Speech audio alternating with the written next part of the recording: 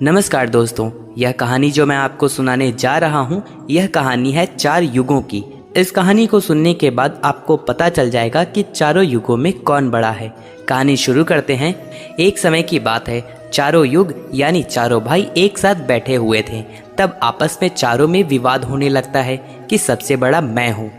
सतयुग, त्रेता, द्वापर और कलयुग चारों एक साथ बैठे हुए विवादों में धीरे धीरे उलझने लगते हैं। सबसे पहले सतयुग ने कहा कि अरे मूर्खों, तुम सब मुझसे छोटे हो, तुम मेरी बराबरी कैसे करने लगे। जब त्रेता युग ने यह बात सुनी तो कहने लगा कि तुम सबसे बड़े कैसे हो सकते हो, तुम सब में सबसे बड़ा तो मैं हूँ, मैं ही सर्वश्रेष्ठ हूँ, तुम मुझसे सर्वश्रेष्ठ नहीं हो सकते। तब तक द्वापर युग बोल उठा कि तुम सर्वश्रेष्ठ कैसे हो सकते हो, तुम सभी में श्रेष्ठ तो मैं हूँ, तुम्हारा श्रेष्ठ होने का तो प्रश्न ही नहीं उठता। तब तक कलयुग कहने लगा कि तुम तीनों श्रेष्ठ बन रहे हो, परंतु हकीकत तो जानते ही नहीं, वास्तविकता में श्रेष्ठ तो मैं हूँ। इस तरह से चारों युग यानी चारों भाई आपस में झगड़ने लगते हैं। तब चारों लोगों ने फैसला किया कि हम आपस में फैसला नहीं कर सकते।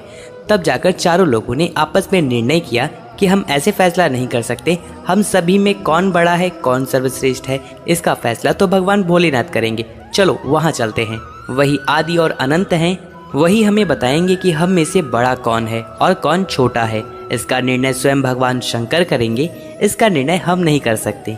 चारों युगों ने मिलकर योजना बनाई कि चलिए कैलाश पर चलते हैं। चारों युग कैलाश पर्वत चले जाते हैं। जब वह कैलाश पहुंचते हैं तो उन्हें भगवान शिव के द्वारपालों द्वारा रोक लिया जाता है और वे लोग कहते हैं कि तुम लोग कौन हो और कहाँ जा रहे हो। तो चारों युग कहने लगते हैं कि हे द्वारपालों, हम भगवान शिव से मिलना चाहते हैं और हम चारों लोग 4 युग हैं, उन्हें हमारी आने की सूचना दीजिए। स्वयं भगवान नंदी भगवान शिव के पास आए और भगवान शिव से कहने लगे, हे प्रभु, हे कैलाशपति, आपसे चारों युग मिलना चाहते हैं। भगवान शिव कहते हैं, उन्हें सम्मान सहित हमारे सामने ले आइए। नंदेश्वर चारों युगों को लेकर पहुंच जाते हैं भगवान शिव के पास। भगवान शिव ने चारों को सम्मान सहित अपने दरबार में बैठाया। चारों लोग भगवान शिव को प्रणाम करते हैं। तब भगवान शिव ने चारों युगों से कहा, आप सभी का हमारे दरबार में, हमारे कैलाश पर स्वागत है। कहो, आने का क्या कारण है?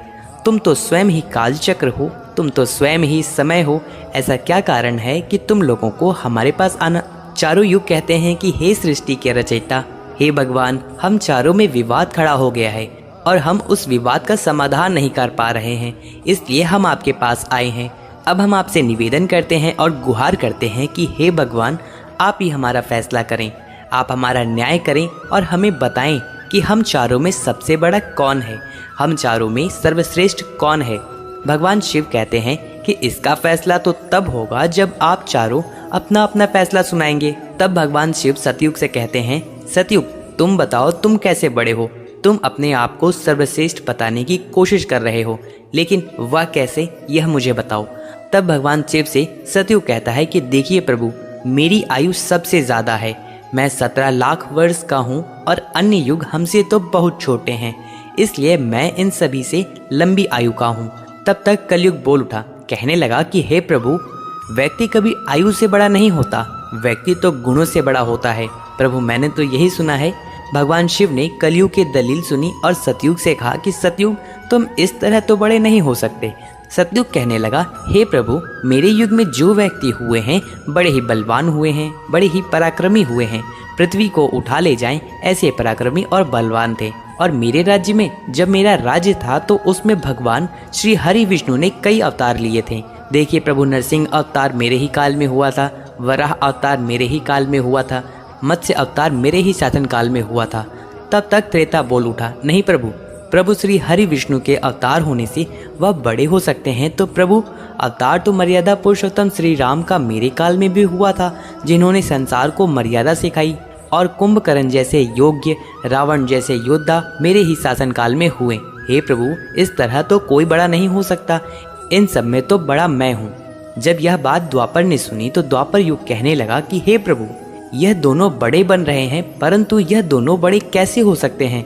देखिए प्रभु, आप जानते हैं कि जब मेरा शासन काल आया तो मेरे काल में भगवान श्री कृष्ण जैसे अवतार पैदा हुए, जो कि 16 कला से संपूर्ण परम ब्रह्मा परमेश्वर थे, जिन्होंने विराट रूप दिखाया।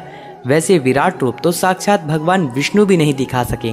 हे भगवान, योद्धाओं की बात करते हैं तो मेरे शासन काल में बड़े बड़े योद्धा कंस, जरसंध, भीष्म पितामह और पांचों पांडव तो मेरे ही शासन काल में हुए थे। तो बताइए प्रभु कि मेरे शासन काल में कौन सा योद्धा इनके योद्धा से कम था। हे प्रभु, इन सब में तो बड़ा मैं हूँ। तब तक कलयुग बोल उठा। कलयुग कहता है कि हे प्रभु, मैं इनकी बातें मान लेता हूँ। इनके शासन काल में जो भी योद्धा हुए, जो भी अवतार हुए, उन्हें बुद्धि नहीं थी, वह बिल्कुल मूर्ख थे। और जिनके शासन काल में मूर्ख प्राणी पैदा हो, क्या वह बुद्धिमान हो सकते हैं? क्या वह सर्वश्रेष्ठ हो सकते हैं? कलयुग कहने लगा कि नहीं भगवान, मेरा शासनकाल सबसे अच्छा है। मेरे युग का व्यक्ति दुख नहीं पा सकता और नई नई तकनीकों से परिपूर्ण मेरा युग, मेरा शासनकाल सभी में सर्वश्रेष्ठ है।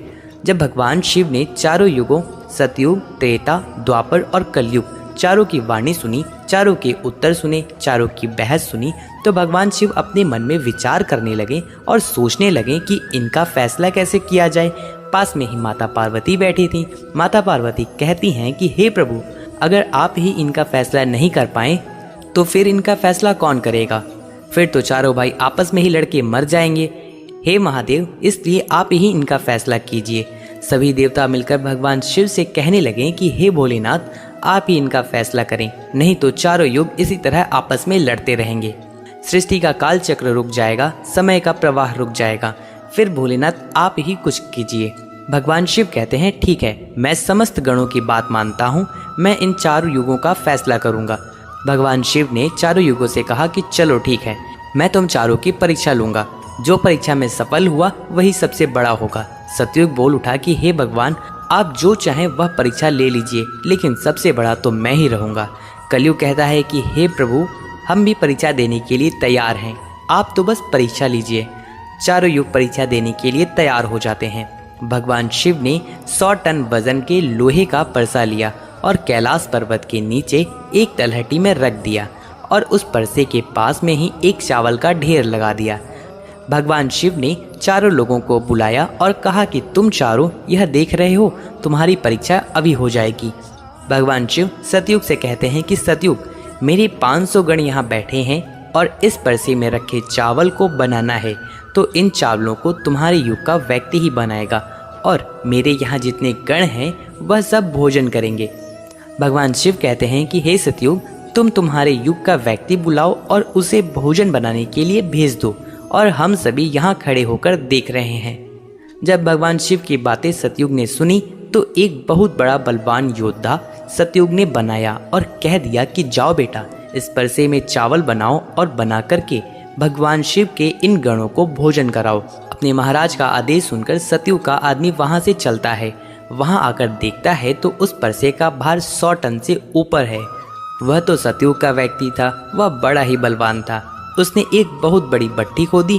भट्टी खोदने के बाद पेड़ों को तोड़कर ले आया और उससे अग्नि जलाई और अग्नि जलाने के बाद परसे को एक हाथ से उठाया और उठाकर भट्टी के ऊपर रख दिया और चावल डाला। परसे में पानी डालकर चावल बना डाला। जब बहुत विशाल परसे में चावल बन गए तो उस व्यक्ति ने, जो सतयुग का था, समस्त गणों को बैठाकर पत्तल दिया और चावल से भोजन करा दिया। उसने अपना कार्य पूरा करके अपने मालिक सतयुग के पास गया और कहने लगा कि हे प्रभु, मैं जा रहा हूँ, अब मेरा काम हो गया है। भगवान शिव और अन्य लोग देख रहे थे। भगवान शिव ने त्रेता युग से कहा कि हे त्रेता, अब तुम अपने युग के व्यक्ति को भेजो और यहाँ पर जो रखा हुआ है इसे मैं अपनी माया से हटा देता हूँ और दूसरा इसी के समान परसा बना देता हूँ। अब तुम अपने युग के व्यक्ति से इस चावल को बनवाओ और मेरे 500 गण को भोजन करा दो। त्रेता युग ने कहा ठीक है प्रभु, जैसी आपकी आज्ञा। तो त्रेता युग ने भी अपना एक महान योद्धा कुंभकर्ण जैसा बलवान प्रकट किया और उसको आदेश दिया कि जो तलहटी में नीचे हजारों टन का परसा रखा हुआ है, इस हजारों मन परसे में जो चावल रखा है उसे बनाना है और पकाना है। जब चावल पककर तैयार हो जाएं तो इन 500 गणों को खिलाना है। त्रेता युग का व्यक्ति भी बड़ा बलवान था। वह चलता है और उस परसे के पास आया और उस परसे को दोनों हाथों से ताकत लगाई और उठाकर भट्टी पर रख दिया। ऊपर से रखने के बाद अग्नि जलाई और अग्नि जलाकर उसमें चावल डाल दिया। पानी डाला और चावल पक गए और चावल पककर तैयार हो गए। उस त्रेता युग के व्यक्ति ने उस परसे से चावल निकाला और निकालकर जितने भी भगवान शिव के गण थे उन सबको खाना खिलाया और भोजन कराने के बाद सभी गण वापस कैलाश पर्वत पर आ गए। भगवान शिव ने फिर अपनी शक्ति से उस परसे को समाप्त कर दिया। इस बार भगवान शिव द्वापर से कहते हैं, द्वापर, यह दोनों लोग अपनी परीक्षा दे चुके हैं, अब तुम्हारी बारी है। देखिए, इतना ही बड़ा प्रसाद तुम्हें उस तरफ दिखाई दे रहा है और हजारों मन चावल रखे हुए हैं और अब तुम्हें मेरे 1500 गणों को भोजन कराना है। तब द्वापर कहने लगा, ठीक है भगवान, जैसी आपकी इच्छा, मैं पूरा प्रयत्न करूंगा कि मेरे युग का जो व्यक्ति है आपके सभी गणों को खाना खिला सके। द्वापर युग ने भी एक बड़ा ही ताकतवर बलवान व्यक्ति को बनाकर खड़ा कर डाला और उससे कहा कि जाइए, देखिए तलहटी में जो परसा रखा हुआ है वहाँ रखे परसे में उस चावल को बनाना है और बनाकर इन सभी गणों को भोजन कराना है। वह व्यक्ति अपने प्रभु से कहता है कि ठीक है प्रभु, जैसी आपकी आज्ञा। वहाँ पर उस युग का व्यक्ति चला जाता है। उसने देखा कि परसा तो कुछ आकार में बड़ा है, उठाने में ताकत लगानी पड़ेगी, परंतु उसने भट्टी खोद दी और लकड़ी की व्यवस्था की और उस परसे को दोनों हाथ से उठाया और उस परसे को अपना पूरा दम लगाकर दोनों हाथ से उठाया। क्योंकि उसे सतयुग और त्रेता के व्यक्ति उठा सकते थे तो उसे बहुत ताकत लगानी पड़ी। पूरी ताकत लगाकर उसने उस परसे को उठाया और उठाकर भट्टी पर रख दिया। नीचे अग्नि लगाई, उसमें चावल डाले और जब चावल पक गए तो वह उसी तरीके से भगवान शिव के सभी गणों को भोजन कराया। खाना खिलाने के बाद वह द्वापर युग का व्यक्ति अपने मालिक के पास आता है और कहता है कि प्रभु, मैंने अपना काम कर दिया। द्वापर युग ने उसकी पीठ थपथपाई और कहा, शाबाश, अब तुम जा सकते हो। अब भगवान शिव कहते हैं कि हे कलयुग, अब तुम्हारी बारी। परसा तुम देख रहे हो, उसका वजन उतना ही रहेगा, 1000 टन। लेकिन जब तुम्हें परीक्षा देनी है तुम मानने को तैयार नहीं थे कि तुम सबसे छोटे हो। तुमने तो माना ही नहीं कि तुम्हारे आदमी की आयु मात्र 100 वर्ष है। सतयुग की आयु 1 लाख वर्ष होती है तथा त्रेता में 10,000 वर्ष की होती थी और द्वापर युग में 1000 वर्ष की होती थी और कलयुग तुम्हारे शासनकाल में तो मात्र 100 वर्ष की ही आयु है और तुम्हारा आदमी भी छोटा है।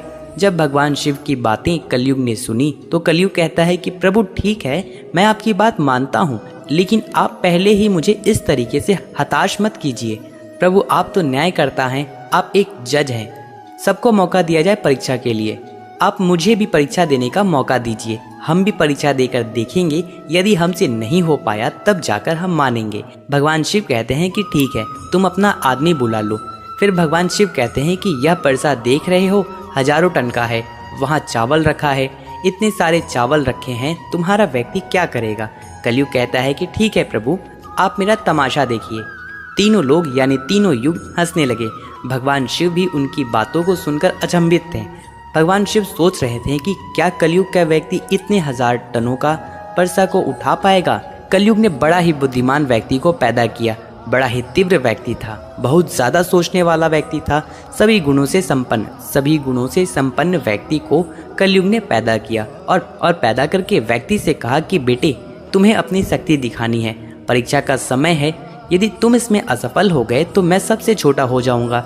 वह व्यक्ति अपने महाराज से कहता है, महाराज इस परसे की बात करते हैं, आप अगर ऐसे हजारों परसे भी मेरे सामने रख दें तो भी कुछ नहीं कर सकता।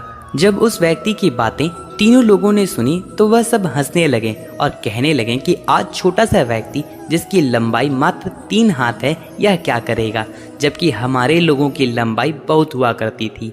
यह बात तो बिल्कुल सच है। सतयुग के लोगों की लंबाई 21 हाथ और त्रेता युग के व्यक्ति की लंबाई स्वयं के 14 हाथ और द्वापर युग की व्यक्ति की लंबाई स्वयं के और कलयुग के व्यक्ति की लंबाई स्वयं के 3 हाथ होती है।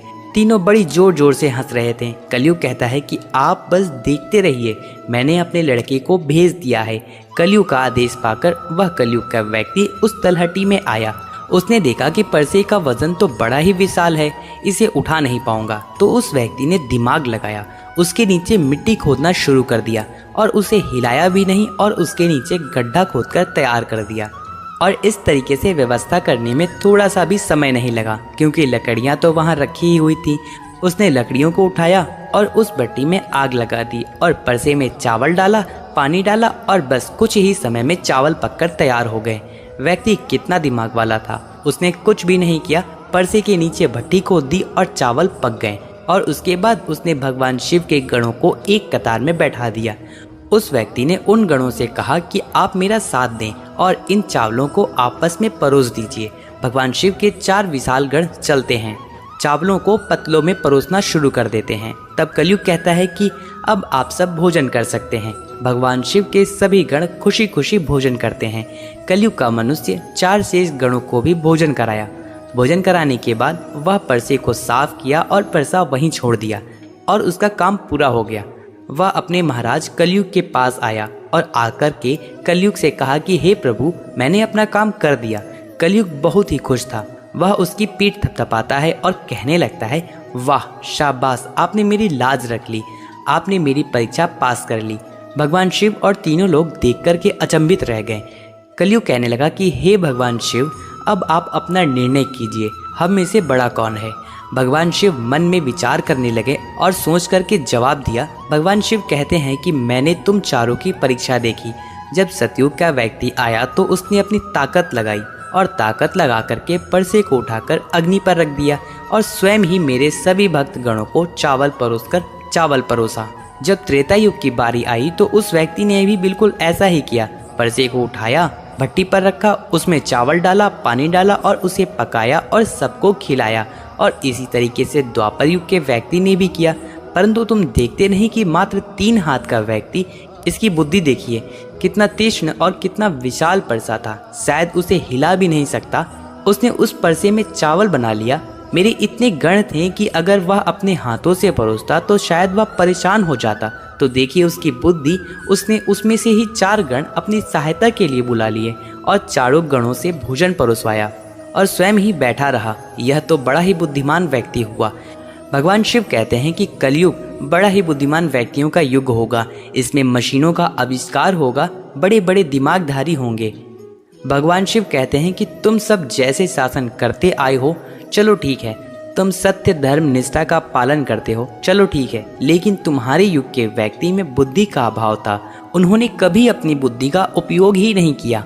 नहीं तो कुंभकर्ण, रावण के जैसे महान योद्धा, जिनको मारने के लिए स्वयं भगवान अवतार लेकर के आए, और ये इतना मूर्ख थे कि जान न सके कि यह भगवान है, सृष्टि के रचनाकार हैं, और उनसे युद्ध किया और सभी के सभी मारे गए। कलयुग के व्यक्तियों को देखो, आप कितना बुद्धिमान है। कलयुग के राज में वैसे ही बुद्धिमान व्यक्ति देखने को मिलेंगे। तो भगवान शिव ने फैसला किया कि तुम चारों में सबसे बड़ा कलयुग होगा। कलयुग मशीनों का युग होगा। कली का नाम है मशीन और युग माने समय। कलयुग मशीनों का समय होगा। इस समय बड़े बड़े मशीनों का आविष्कार होगा, जो कि सतयुग, त्रेता युग और द्वापर युग में नहीं हो पाया। भगवान शिव की बातें सुनकर के वह चारों युग भगवान शिव की बात मान लेते हैं और चारों युग अपने अपने स्थान और अपने अपने राज्य को लौट जाते हैं। तो आपने देखा कि कैसे भगवान शिव ने चारों युगों का फैसला किया। हम आशा करते हैं कि ये कहानी आपको पसंद आई होगी। अगर वीडियो आपको अच्छी लगी और वीडियो अगर अभी तक आप देख रहे हैं तो कमेंट सेक्शन में हर हर महादेव जरूर लिख के जाइएगा और हमारे चैनल को सब्सक्राइब करना बिल्कुल मत भूलिएगा। मिलते हैं आपसे अगली वीडियो में। बाय।